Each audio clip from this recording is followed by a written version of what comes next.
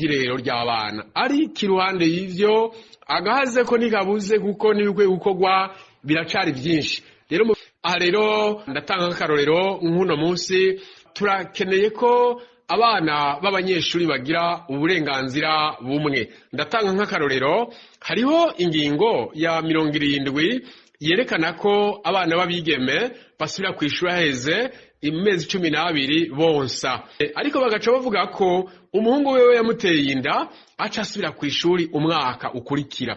Urumva rero muri ico gihe haba habaye ukudafatwa kumwe, umwe aronsa amahirwe kuko ari umuhungu, uyundi ayabuze kuko ari umukobwa. Urumva abara mabi afatiye ku gitsina akorewe uwo mwana w'umukobwa, kuko ibwirizwa shingiro rivuga ko abana bose bangana imbere y'amategeko. No kuvuga rero kwitegeko ritaza kuvuga ngo uri umuhungu nawe uri umukobwa. Hanyuma ikindi naco iyo abigeme bavyaye bakiri inkumi, kenshi na kenshi bagiye kubaka n'inzira zibiri.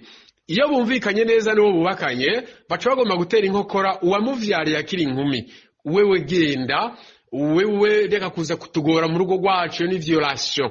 Urumva ni icaha gikorewe umwana, ni icaha gikorewe se, kuko affection parentale yamikenewe ku mwana. Iyo bitameze neza naho umwe bubakanye aca agomba kwirukana wa mwana, genda mviraho.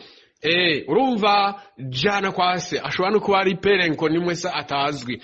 Ariko wewe umwana umugore yamusanganye akamikara, mbere na mukase akavumera, agasabwa ko ariwe nazomusohora no mu gihe atoba hari, mu gihe we yirukanywe. Bisigura ko amategeko akwiye kuza yerekana iyo abasore n'inkumi bavyaye batarubaka, mbega hageze ko bubaka, abana babo bakingirwa gute muri urwo rugo. Rero hari n'abandi usanga iyo bahukanye canke divorce baca bashaka ko atabona abana biwe, canke bataranahukana umugore akahukana akabanyegeza, canke umugabo akirukana umugore ngo ntuzigaruke kuraba abana.